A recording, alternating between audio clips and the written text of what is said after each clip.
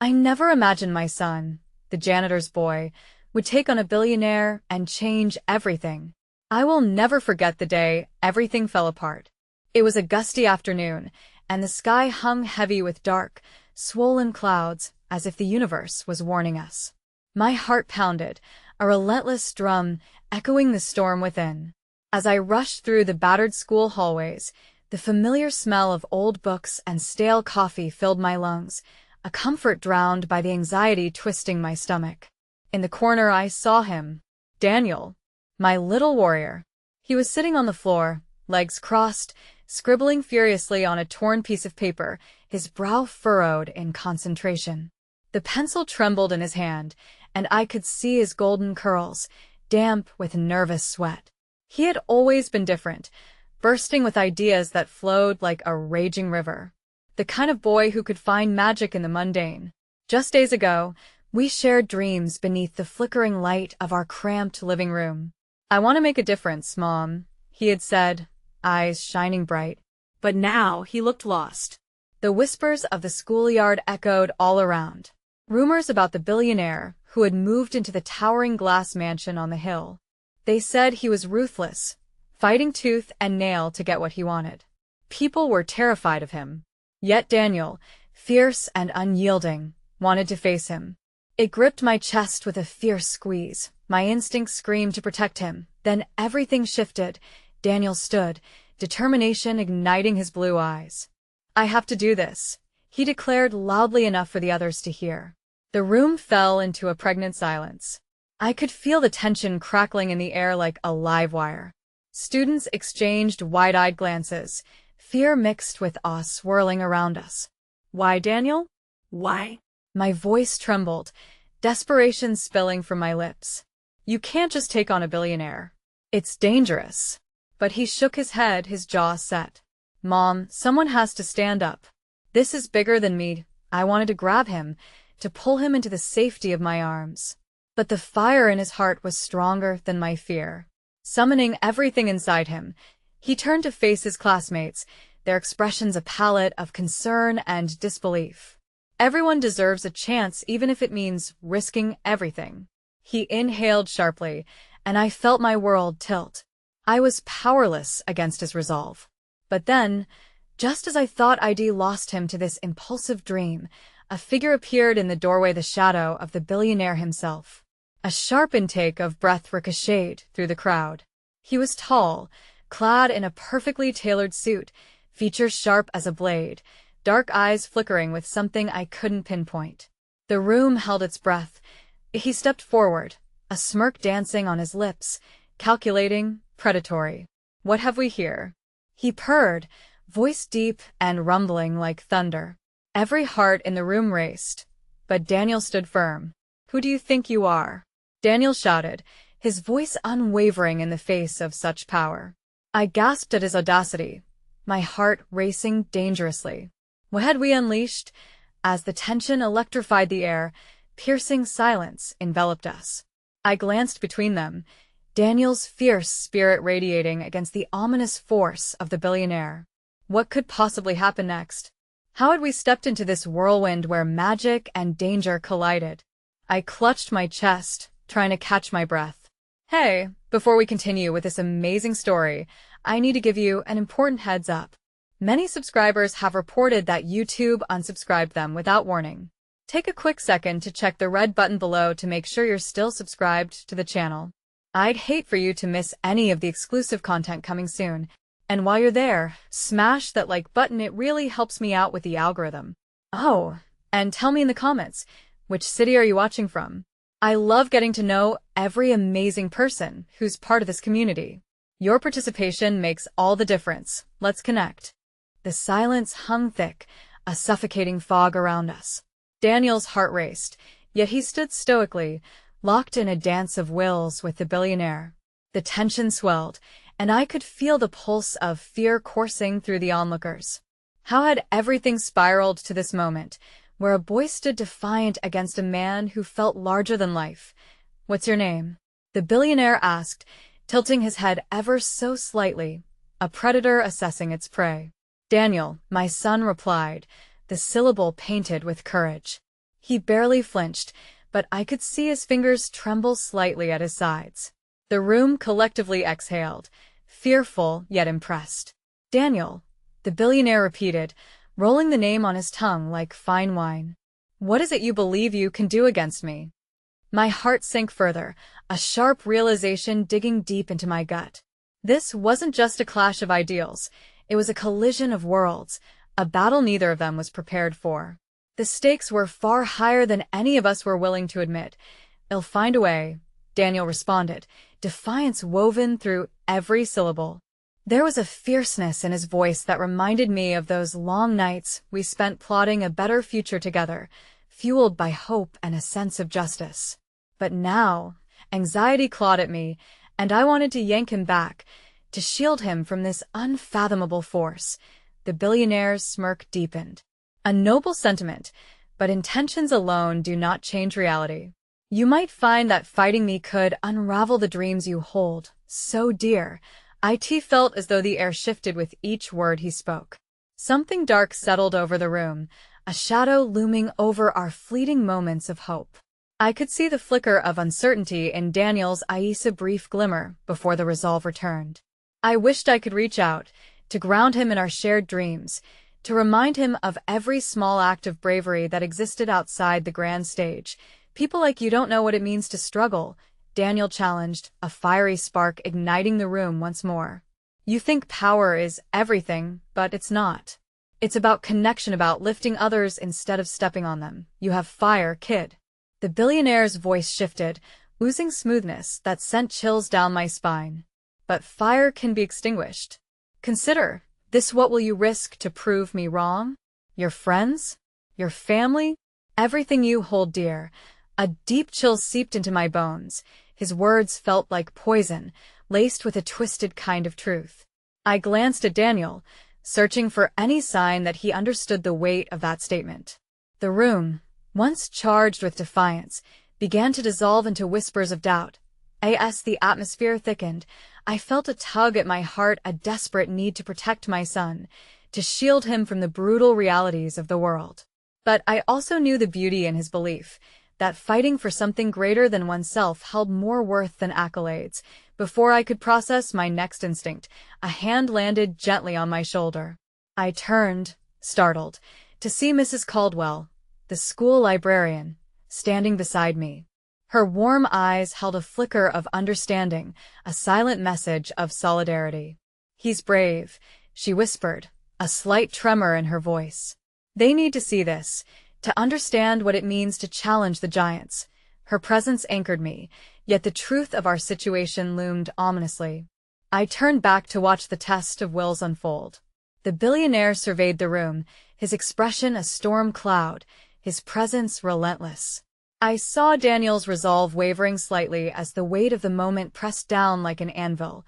Suddenly, the billionaire stepped closer, lowering his voice. "You're naive, Daniel. You think you can change the world with a few shared words and dreams? But it's an unforgiving place. I could crush everything you love in an instant." And then came the moment of horror. A sleek envelope slipped suddenly from the billionaire's suit, gliding into the air before landing at Daniel's feet. Confused murmurs rippled through the group, my heart pounding as I recognized the insignia.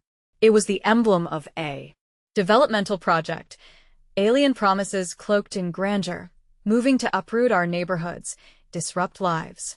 "Take it," the billionaire dared, his gaze unyielding.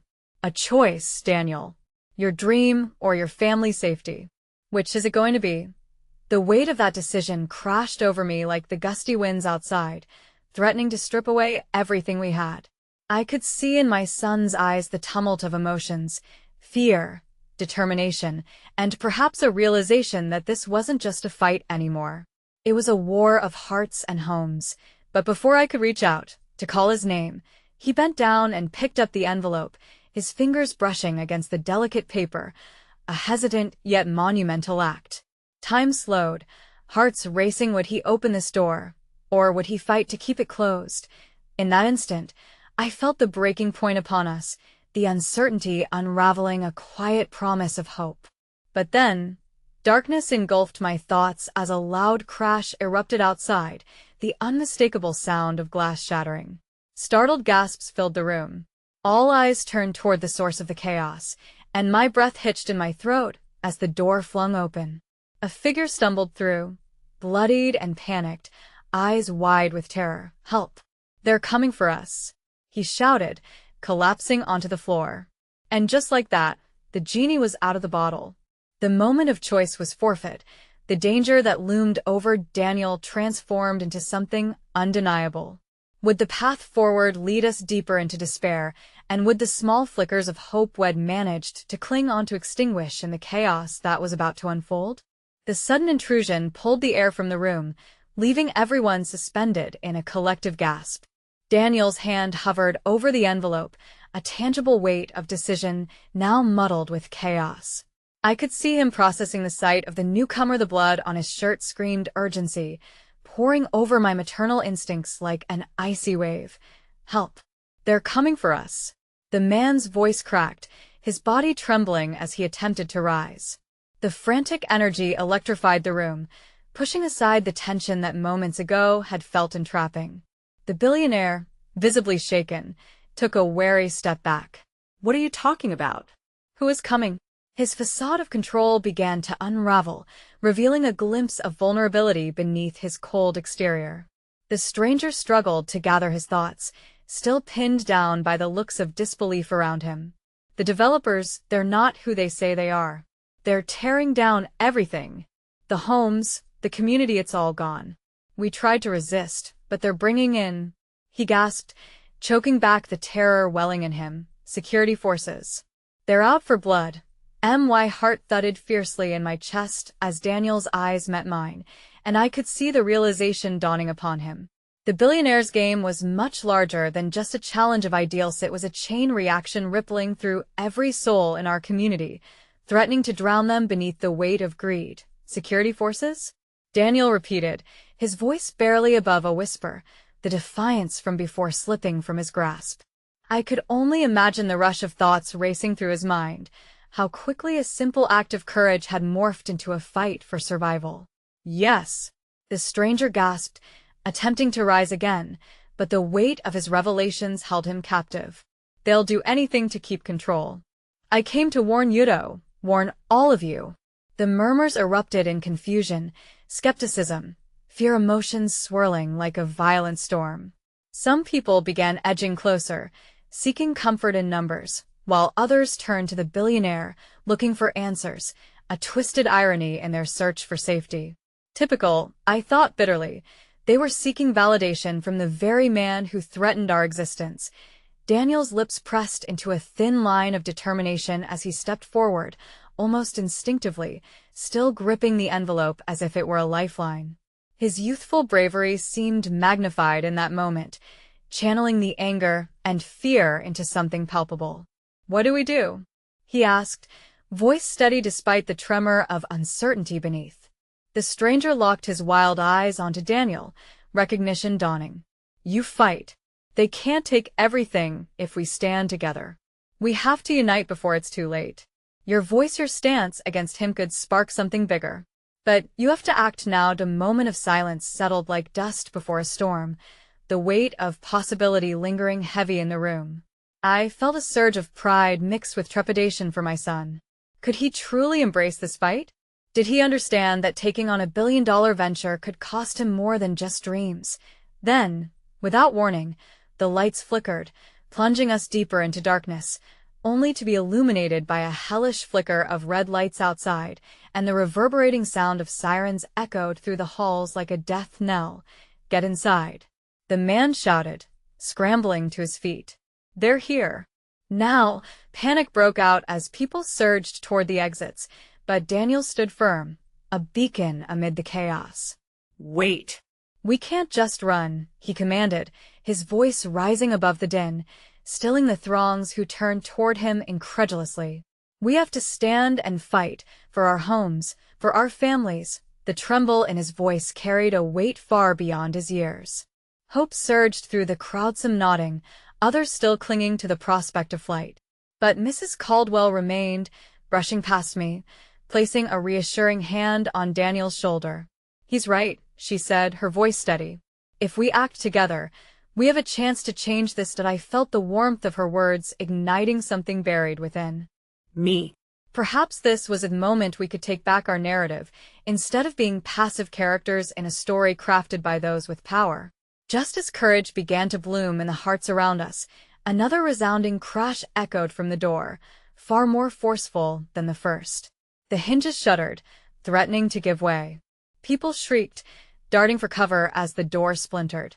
In that tumultuous tide, I reached for Daniel, but he remained rooted, staring defiantly at the door, eyes aflame with determination.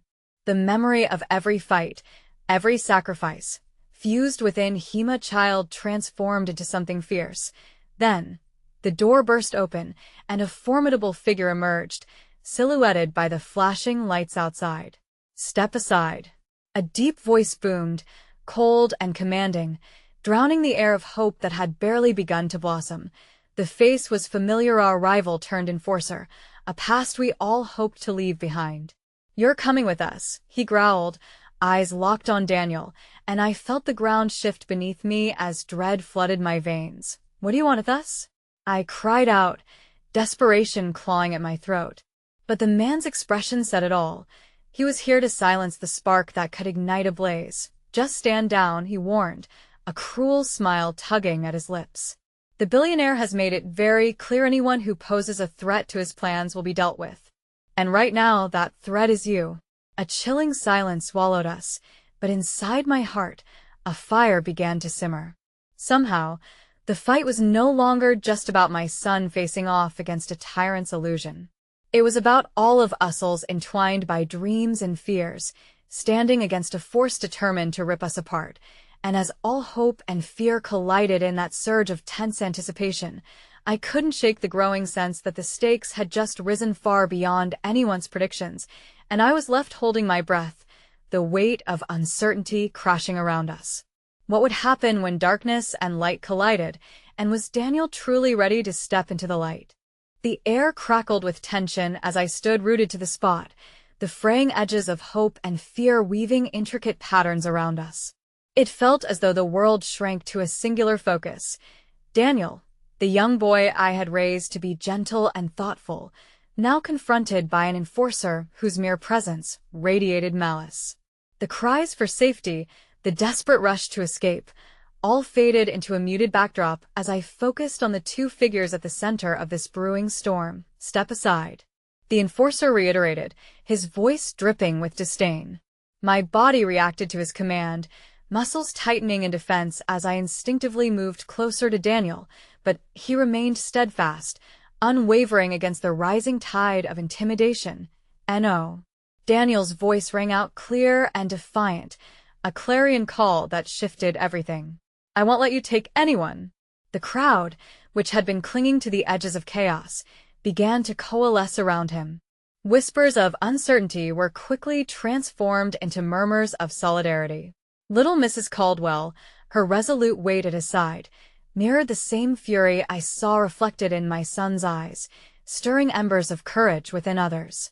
A few ventured forward, not backing down, shoulder to shoulder now as their resolve began to solidify into something tangible. "What do you think you can accomplish?" sneered the enforcer, taking a predatory step forward, his posture exuding authority. "Stay, all of you, and you'll see what real consequences look like." As the room held its breath, I fought against the swell of panic gripping my throat. Was this truly what we were prepared to face? Were we truly ready to stand against this man, this system and risk everything? "I am ready," Daniel announced, a fire igniting in his chest as if challenging every agonizing doubt I had. "And I won't let the greed of a few destroy our homes. It's not just about yous, it's about every single family out there who belongs here." The enforcer scoffed, amusement flickering across his face, but there was a glimmer of uncertainty in his Aisa, recognition that this wasn't a fight he could easily dismiss. "You think your heroism will change anything? You know nothing." The sound of a door slamming echoed through the hallway behind us, and with it came the jarring reminder of the outside world, that lurking danger we had been attempting to push away. They were here, and the stakes became impossibly higher. "We can't fight this alone," I whispered to Daniel, desperate to pierce the armor of his bravery with the reality that loomed above us. We need a plan. But before I could finish, one of our neighbors, a fierce woman named Lydia, stepped forward. No, we're not waiting for a plan any longer. We need to stand together, right now. This is our moment. We can either shrink back or we can fight. This isn't just a fight for homes, it's a fight for our strength. Suddenly, a chant erupted from the crowd, an unyielding anthem of unity. It soared over the cacophony, a testament to the resilience we all held deep within. Stand together. Stand together. The enforcer hesitated, caught off guard by the tide shifting against him. As he glanced nervously at the door, the severity of our resolve began to show cracks in his composure. I saw a flicker of doubt. Perhaps for the first time, he wasn't just facing one boy and a handful of neighbors. He was facing an entire force of determination forged in the flames of shared struggle. But as I stood witnessing this profound transformation, a sense of dread washed over me again, more potent than before. What if this moment turned from unity to heartache? How badly would we bleed for this fight? My breath quickened, a sense of foreboding curling in my stomach like a snake hiding in grass. Before I could voice my concern, the enforcer drew a step back, reaching for a device clipped to his belt, a dark signal that struck fear into my heart. You think this will end with shouts and chants? You're all fools. He pressed a button, and a high-pitched siren filled the air, a bloody herald of the chaos that was to descend upon us. The remaining air in the room thickened, and I turned to Daniel, searching for that spark of resistance I had seen moments ago. Get ready, I encouraged, though my soul was trembling. They're coming, and in the midst of our challenges, we heard the unmistakable sound of boots stomping in unison outside the building, the ground itself trembling beneath the weight of their approach. The enforcer's cruel smile returned, a triumphant glint in his eye as he sensed our fear. Here they come, he said, reveling in the chaos to unfold. Your precious little community doesn't stand a chance. Just then, a flash from beyond the doors sent a shockwave through my veins. A figure moved deftly through the shadows, darting toward our doorway, their approach a blur of purpose, of reckless courage perhaps, but shrouded in mystery. Wait! I screamed, lunging towards the figure as uncertainty coiled tightly around my heart, desperate to grasp any thread of hope. Daniel turned, the dip in his strong shoulders momentarily revealing a flicker of vulnerability. Who is it? He asked, his voice now laden with apprehension. The figure stepped into the wavering light, revealing not a knight or savior, but someone we never expected to face from our past entwined with shadows, guiding us back to the very heart of our fate. And as recognition slammed into me, I realized that the storm brewing both outside and within our hearts was only just beginning, the tempest spiraling into something far more unpredictable. What surprises awaited us, and could we really fight back against the very tides of fate threatening to rip our lives apart? The figure that stepped into view, silhouetted against the fading light, brought a rush of memories flooding back, a time when innocence was abundant, before the harsh realities of life carved jagged lines across our hopes. It took a moment for my mind to wrestle with the shock, but as the dimness of the hallway illuminated the striking features of Sophie, my childhood friend, recognition birthed 1,000 rushing emotions. Sophie, the girl who once dreamed of changing the world, her laughter echoing in our small town's hopeful alleys, now stood before us, her expression a blend of determination and heartache. I could see it clearly, the shadows of struggle that had drawn lines around her eyes, evidence of battles fought. But beneath it all was that same resolute spirit that had made her the heart of our youthful adventures. Daniel, she breathed, eyes locked onto my son with an intensity that sent shivers racing down my spine. We don't have much time. Do you know what you're walking into? I interjected anxiously, my stomach knotting at the sight of so much unresolved pain materializing before us. Do you even know why they're here? She nodded resolutely, brushing aside the doubts I tried to plant, a momentary veil of distraction. I do. But we need to act now, before the door gives way. We can't let them take anyone. You all have a chance to fight back.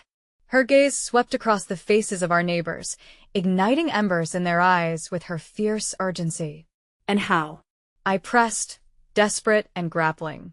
The weight of our situation loomed like an ominous cloud, suffocating and overwhelming. "We don't have weapons, or hope is our weapon," she interrupted, moving closer, her voice low and fervent. "I know they've come for you, for the Lando crush you like everyone else. But I didn't come back empty-handed. We can leverage the community archives, hold up their crimes. There are tools we can wield proof of their corruption." Daniel stepped forward, inspired by a flicker of boldness amid the swirling fear. "I won't just hide. Sophie, if we're to fight, we should fight with everything we have." The chanting from the crowd pocketed energy, an undercurrent of determination that filled the dim hallway. Even the hesitant voices began to take shape again, stirred into life by our reunion and rekindled purpose. But even in this exhilarating rush, a gnawing doubt kept clawing at me. What if they don't care about proof? I murmured, casting a glance back towards the enforcer, who seemed to revel in our disarray. What if they're ready to tear this place apart, with or without reason? Then we'll expose them here. In this moment, Sophie replied fiercely, clenching her fists as if to draw strength from the turmoil around us. "We've fought before, and we can again together."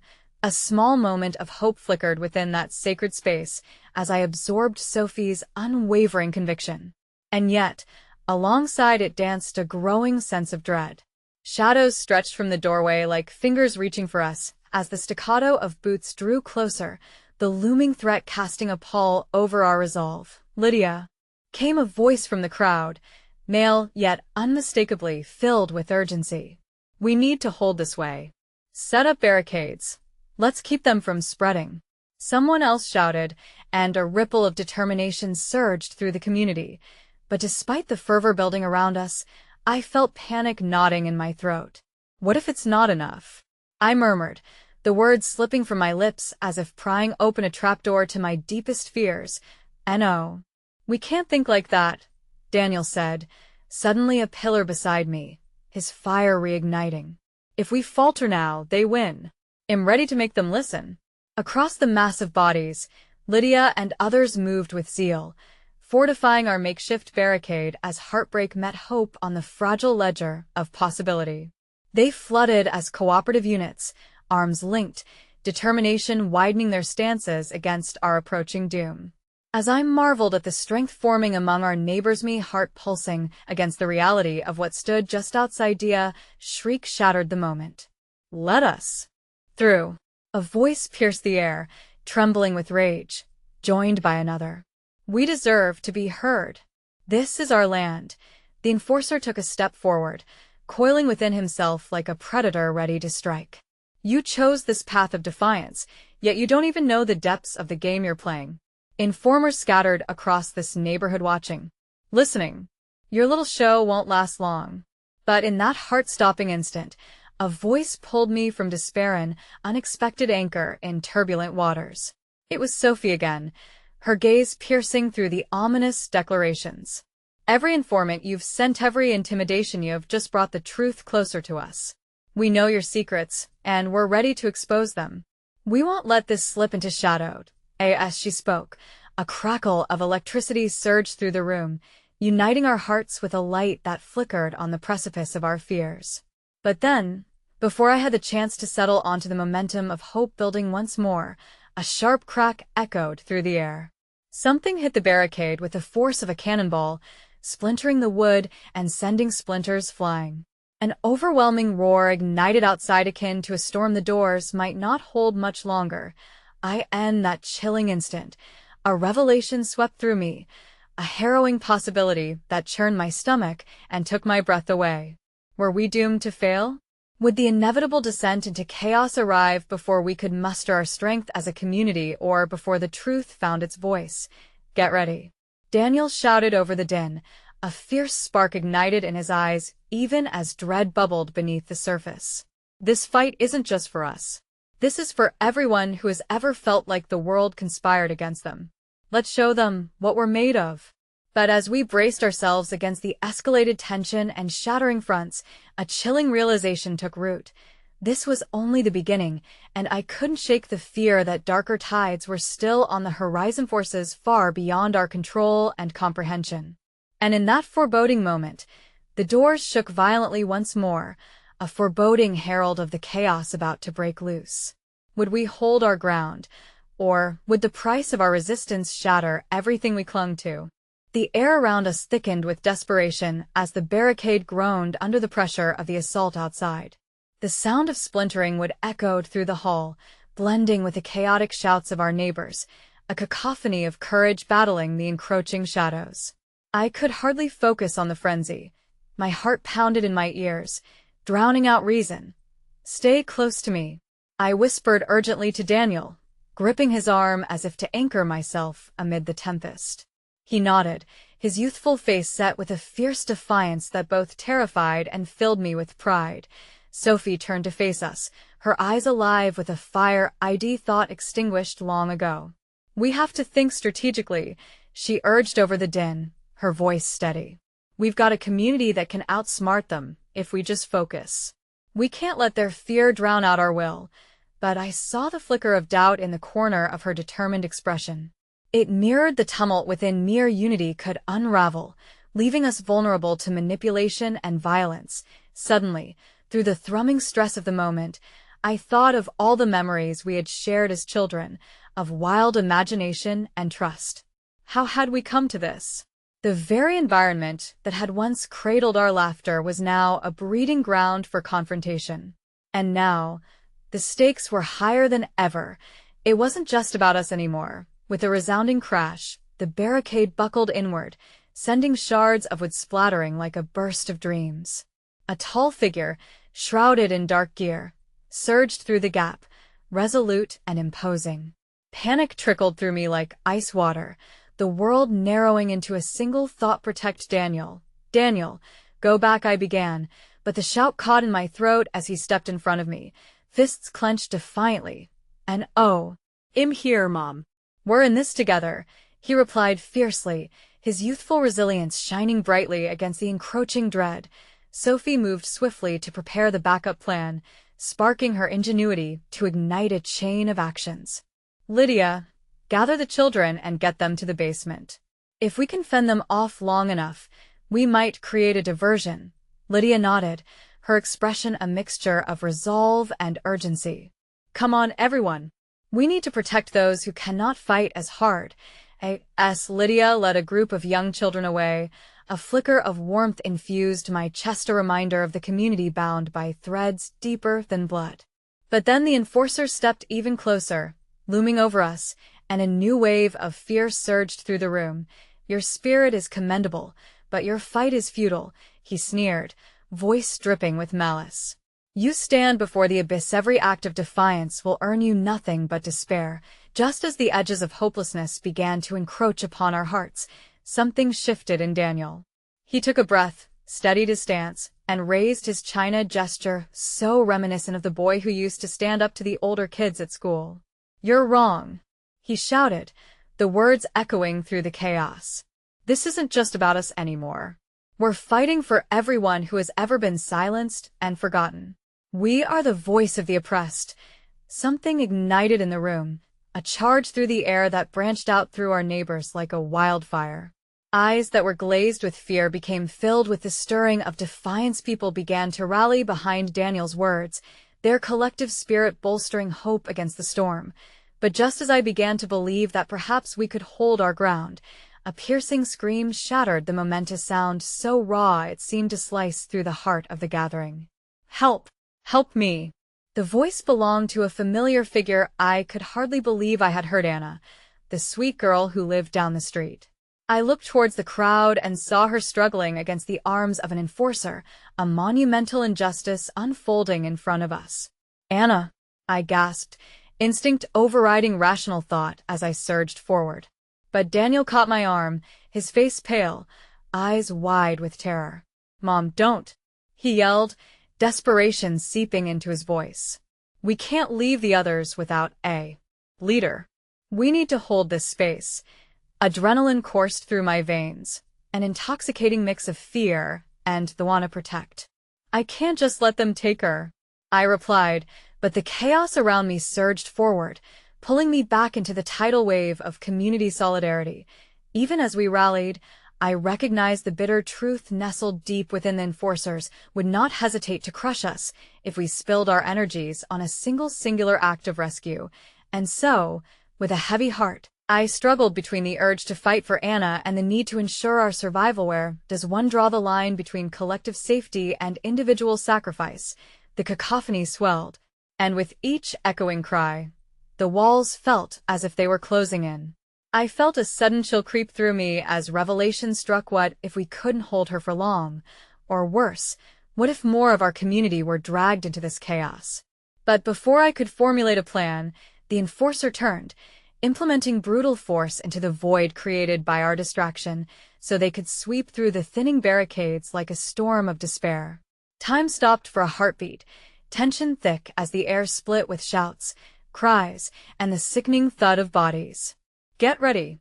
We're not finished yet," Sophie shouted, an unexpected surge of strength emanating from her as she grabbed an old pipe from a nearby corner. And then, as the enforcer's cold gaze found me, his smirk declaring the dusk of our fight, I felt the shrillness of realization slice through the fog. A deeper web of deceit was unfolding, one that entwined itself further than I could have ever imagined, and the price of our defiance could be far more devastating than any of us had prepared for. "Daniel, we need to," I began, but the words caught in my throat, the weight of despair heavier than the sense of urgency rising. What had I brought my son into?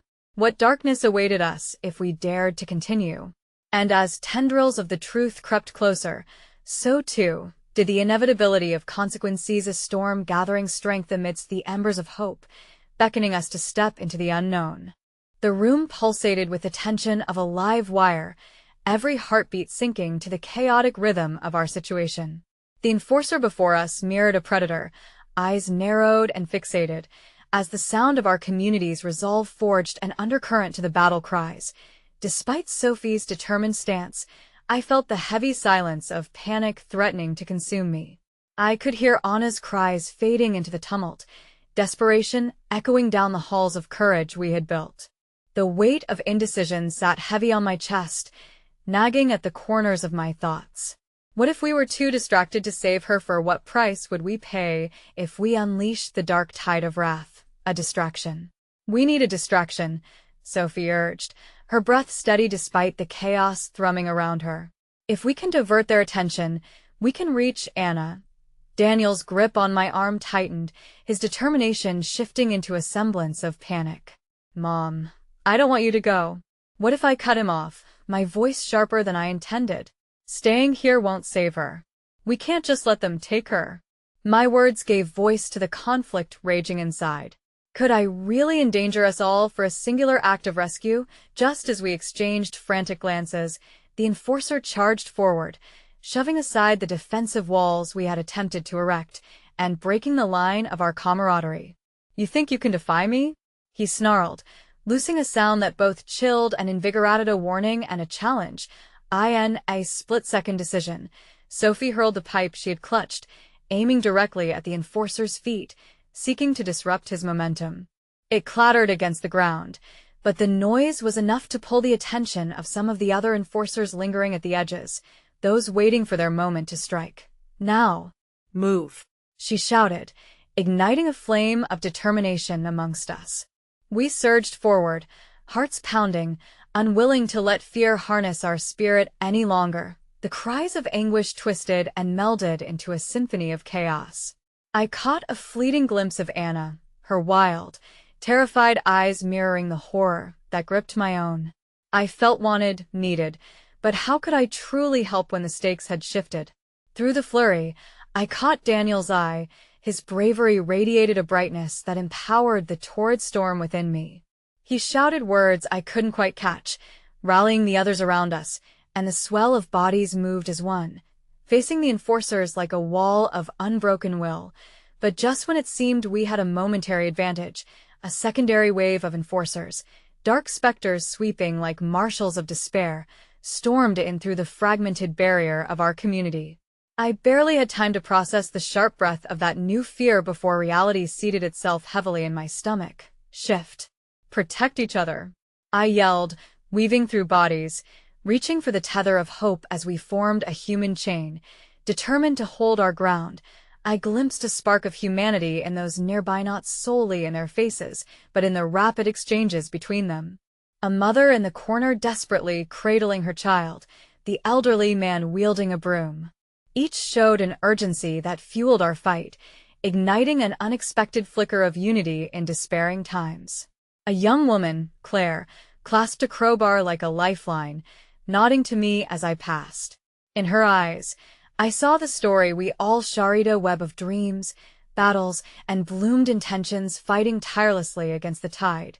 Then, amidst the escalating fray, an alarmed voice echoed through the facility. My heart sank, recognizing it as Lydia's.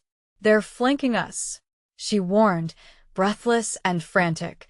The truth struck me harder than any physical blow. This wasn't just about Anna anymore. We stood as a potential target for a far greater threat and attack that could obliterate not just our hope but our entire existence. As we closed ranks, I could nearly feel the pressure bearing down on our resolve, reverberating like a funeral dirge echoing dread. And yet, even as darkness threatened to overcome us, I found myself gripped by a moment of clarity. We were not simply a collection of frightened individuals. We were a testament to resilience, to Unitido, the undeniable force of those sworn to uphold their beliefs at any cost. "Daniel," I shouted, snapping him back from his uncertain stance. "We need to find Lydia. She has a plan. We have to trust in each other or we'll lose everything." With that, we broke free of the gathering enforcers, plunging together into the chaos while the fight behind us grew sharper. The air was thick with stale tension, yet a glimmer of strength knitted our resolve. Each step echoed with the promise of defiance, illuminated by the spirit of those we fought for. And just when I thought separation would shatter our purpose, a realization surged through me, a hidden depth that drove me to keep moving forward. But as we pushed through, the depths of darkness whispered again, voices clawing at the corners of my mind. The truth of what was at stake hung before me. If defeat came, it would not only be Anna who faced the abyss, but a ripple through every soul standing with her. Suddenly, Sophie slid into view, breathless and fierce, pulling a frantically struggling Lydia behind her. "We've got to move," she yelled, raw power in her voice. Shivers gripped me as our eyes met. I felt a stark terror rooted in the uncertainty of what lay ahead. A final rally surged through our group, voices melded into one potent force. We would move forward, but with each pulse of shared heartbeat, I could sense calamity lurking closer. Then it happened. A silence swept through our community, the kind that demands attention before the storm, and as I turned to check on Daniel, his expression shifted from defiance to sheer horror. Without warning, the sound of a gunshot split the air, a single, deafening crack that echoed a chilling promise of chaos to come, spiraling through us like an unyielding shadow, and the question hung, dangling ominously, who would fall in this fight, and at what cost?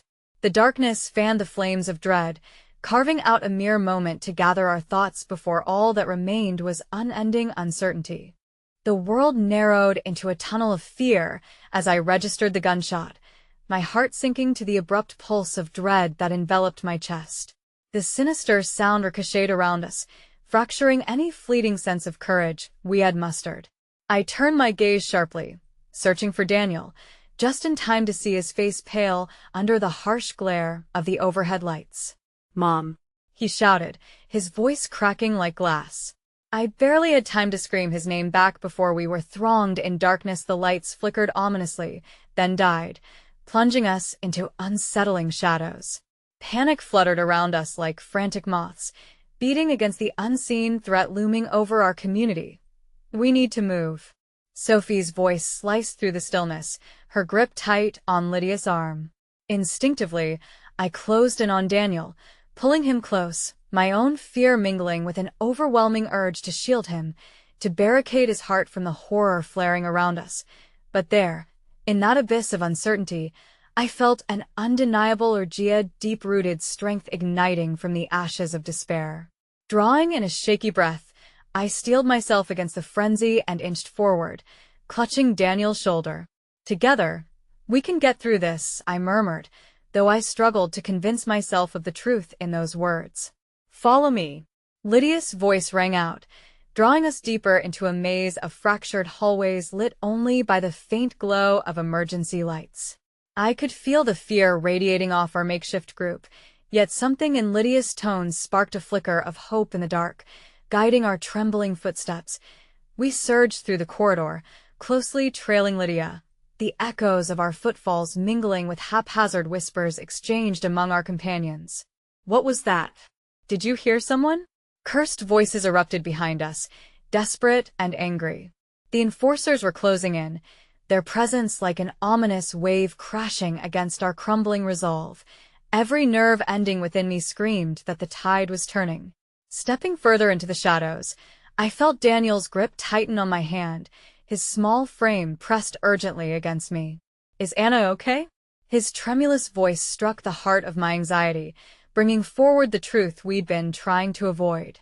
I swallowed hard, forcing down the knot thickening in my throat. Well, find her, I promise. But the uncertainty gnawed inwardly, a relentless reminder of the mounting stakes threatening to unravel our resolve. We reached a hidden alcove, a sanctuary surrounded by the peeling walls of our beleaguered home. Lydia motioned for us to pause, her expression flickering with urgency and determination. If we can just hold here for a moment, we might be able to devise a plan, she whispered, glancing back over her shoulder. As we huddled together, the cacophony of chaos reigned outside like vultures circling overhead, seeking to reap the wreckage of our spirit. The tight circle of our group felt overwhelming fear and uncertainty echoed in the eyes of those around me. I could sense the hesitant nods of camaraderie, stoking the ember of resilience flickering within. What if we create a distraction, something more than just noise? Claire's voice broke through, fiery yet tempered by vulnerability. We could draw them away, give us time to get to Anna, Sophie nodded, a spark igniting in her gaze. We need a way to redirect their focus, something to buy us precious moments. The room thrummed with an electric potential, weaving together thoughts and ideas as we harnessed our raw desperation into a burgeoning plan. Claire's ingenuity mind-mapped every corner, forming an outline of hope cloaked in practicality. I used to work in the delivery room, Claire said, urgency wrapped around her words. If we can access the supply room, we can grab some of the flares. Throwing them down the hall could create a diversion as they chased the lights, a murmur of assurance laced through us, a thread of unity resolving our shaky breathing. Just as the plan solidified, Daniel's eyes widened in fear anew, drawing glances toward a faint thumping sound echoing in the darker reaches of the hall. My heart raced, horror gripping me as I sensed a heavy presence advancing towards us, an ominous ripple of movement feeding the darkness. The enforcers had triangulated our position. We have to go. Now. The urgency laced in Lydia's voice seized us into action as fear electrified the air. Dodging through a narrow passage, we ducked into the supply room, the shadows wrapping around us like a comforting cloak. The doors clattered shut behind us, the cacophony outside drawing nearer, relentless in its pursuit of USA, a hunting pack hungry for blood. Grab anything that can make noise. Lydia commanded, urgency thickening the air and weaving urgency into our hasty movements. We scoured the shelves, accumulating a makeshift arsenal to help distract the encroaching danger. But amidst this flurry, as I cornered a box of supplies, I caught a glimpse of movement beyond the Dora shadow lurking, pressing ominously closer.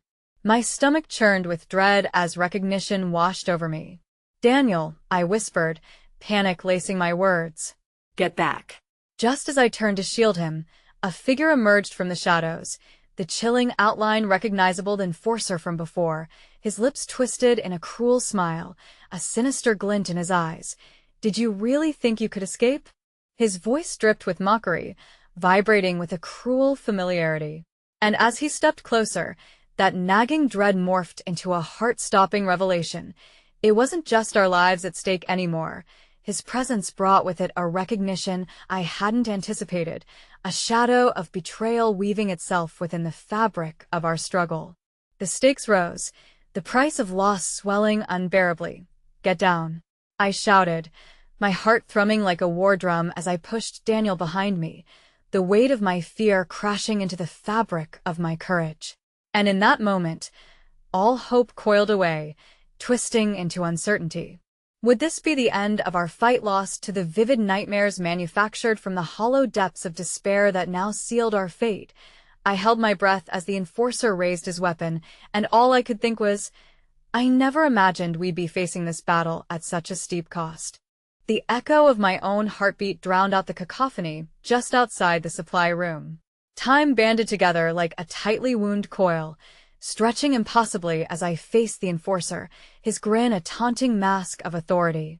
I steadied my voice, refusing to allow fear to take hold, but Daniel's terrified eyes anchored me to the ground. "Step back," I demanded, forcing confidence through the tremor in my voice. "You don't want to do this, don't I? It's the perfect endgame," he sneered, his gaze sweeping over our little group like a vulture sizing up its meal. I could sense my companions holding their breath, a fragile coalition held together by the faintest threads of hope. "What does it take to get through to you?" I pushed my voice louder, rallying my thoughts. "You think you're the master of this game, but you underestimate us. We're not just the janitor's family clinging to scraps. We're fighting for our lives." He chuckled, the sound reverberating off the cramped walls. "How touching. But the only thing you're fighting for is an illusion." He stepped closer, the barrel of his gun glinting ominously, illuminating the darkness with a flash of severity. "You don't realize how powerless you are, do you?" In that moment, wrapped in despair and uncertainty, I felt a spark ignite deep within, fueled by the love I held for Daniel and the others tucked behind me. "I've seen people like you before," I shot back, grounding my words in reality. Every one of them crumpled beneath the weight of their own arrogance. "You may have power, but it's factitious. It can be overturned." Such defiance. He mocked, but a flicker of hesitation danced behind his eyes. "I seized my chance. Remember Anna?" I emphasized, my voice unwavering despite the peril. "She's out there, lost and vulnerable because of people like you.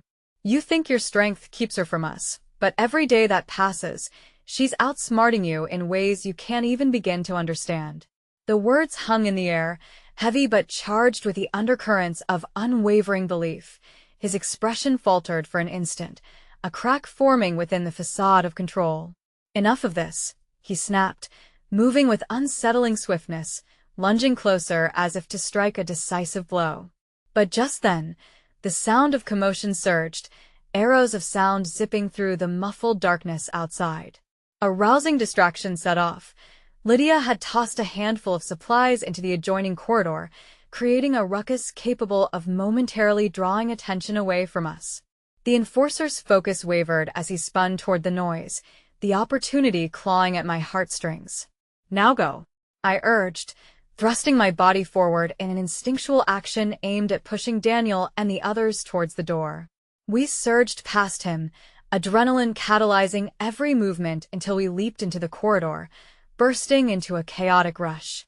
But as we raced away, dread clung close, like a shroud of darkness ready to engulf us. "Where do we go?" Sophie panted, her breath a desperate whisper as we rushed down the dimly lit path. "Anywhere but here," I gasped, glancing back to ensure the enforcer hadn't followed. The corridor twisted and turned, a maddening maze designed to confuse, but I pressed on, guided by a primal urgency. We swung around another corner, skidding to a halt at a barricaded doorway.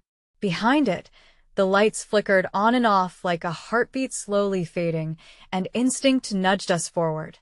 We needed sanctuary, a place where shadows couldn't reach us, but as I reached for the door handle, a terrifying thought crossed my mind. What if Anna had come this way? The lingering terror of separation gripped my throat. I needed confirmation that she still breathed, that she'd been fighting. "Hold on," I shouted, a surge of emotion erupting as I pounded on the door, desperation crackling in my veins. Anna, are you in there? Silence hung heavy around us. My heart cramped within my ribcage, a vehicle of dread crashing against hope's fragile remnants. Please, Anna, I cried again, pouring my desperation into the hollow emptiness. The group behind me remained stiff, waiting for the consequence of our next action, each of us tethered together by that singular thread of shared distress. Just as I was about to strike again, we heard a muffled response, the sound like a breath caught in an uncertain net of anxiety. "I'm here." The voice pierced through the darkness, fragile yet buoyant, as if it contained a glimmer of sunlight breaking through storm clouds. "Open up," I yelled, casting aside my impulse to rethink our course as a surge of relief flooded my veins. But even as we huddled around the door, the shadows of uncertainty slithered back. As Anna's form creaked through the door frail but unmistakably alive, the enforcer's laughter echoed down the corridor, chilling the air around us. "You think you can save her? Idiots, this isn't over." I turned just in time to see his silhouette intersecting with our fearful reality, a wave of dread crashing over me as the weight of his presence loomed. "We have to run. Now." But as I grasped Anna's hand, connecting our fears and grounding my loyalty, an unforeseen reality revealed itself. The enforcer was no longer just an adversary in this twisted game. He was also the key to unveiling a truth I had yet to face. "Why are you doing this?" I shouted through my rising panic, breathing hard as I willed my voice to cut through the darkness that closed in around us.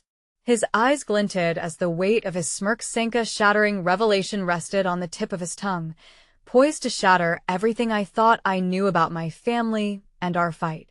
"Because you're not just fighting me. You're fighting the ones who orchestrated this, and they have your past. They have everything." Before I could piece together the implications of his words, the world collapsed into a blur of shadows. I felt Anna's hand tremble as our fates twisted together again. How could we ever truly escape when the puppeteers were already twisting the strings? But I had to determine whether our fight was even worth the cost. In that moment, the realization spurred a desperate flicker of hope within unfathomable fear. But as we rushed forward, the truth buried in the corridors waited to be pulled into the light. The weight of all our pasts hung heavy above our heads, and the horizon lay perilously uncertain. What was their connection? The enforcer, our past, Anna, our fight. And could we withstand the tempest of the truth against an enemy that loomed ever closer? As we stumbled away from the enforcer's threatening shadow and back out into the fray, the world around us erupted into chaos, a maelstrom of fear and courage merging into something potent, something raw. I could hardly think, my heart racing as I half-pulled, half-pushed Daniel and Anna through the dim corridors. But even in that chaos, I felt a simmering awareness of the truth laying bare before us, whispering at the corners of my mind. "Where do we go?" Anna breathed, surprisingly steady despite her ordeal. Fear wove tightly into her words, suffocating any sense of calm. "We need just keep moving. We can't stop to think," I hissed, urgency spilling from each breath. Lydia, Sophie, and the others trailed behind us, their breaths synchronized in the frantic dance of desperation. "They're regrouping," Lydia warned as we veered into a cramped storage area, reeking of dust and unseen memories. "We need a plan. We can't lose anyone again. Daniel, what do we do?" I turned to him, panic rising like the tide, threatening to pull me under. And in that moment, with his blue eyes wide but shining with fierce clarity, I remembered all the moments that had led us to this point, the dreams we had shared, the passions that ignited within his spirit like wildflowers through concrete. I think we can use the layout of the building to our advantage," he said, his voice steadier than the storm whispering outside the walls of our sanctuary. "There are vents and service tunnels. If we can reach them, we might be able to slip out unnoticed. Are you sure?" Anna asked, the uncertainty threading through her words. "Listen," Daniel replied, every ounce of his resolve crystallizing the air around us. "We have to trust that there's still a path for hope. If we cling to that, maybe we can escape this nightmare together. Then let's move," I commanded, drawing the group into action, our breathing synchronizing like a practiced rhythm. We made our way toward the utility corridor, squeezing through dark paths where the light struggled to penetrate. But the shadows held secrets I didn't want to uncover. As we navigated the familiar contours, beneath the weight of the chaos outside, I sensed threads of anxiety unraveling. It was as if the deeper we went, the further fleeting hope receded. Every scuttling sound echoed like a foreboding omen, underscoring the urgency pulsing in my chest, a savage reminder that we were still prey in this violent game. With Daniel leading us silently through the maze, I could see that this young boy had transformed into a leader amidst uncertainty, drawing strength from the agony we had experienced. Suddenly, the shadow of an enforcer loomed close, sending an electrifying jolt through my veins. My heart raced, an instinctual pulse driving me forward. "Keep going," I whispered fiercely, forcing my voice to stay steady, fighting the rising panic. There was no choice. If we faltered now, the darkness would swallow us whole. We found the vent, its gaping mouth and escape route dangling a precarious thread of hope in front of us. Daniel reached inside, careful to stay silent, his hand shaking slightly, but still undeniably brave. "I can fit, but it'll be tighter for the rest of you," he insisted, glancing back to gauge our reactions. "We'll have to go one by one. Just stay focused. I'll go first," Sophie said, determination accentuating her voice. "I'll clear the way."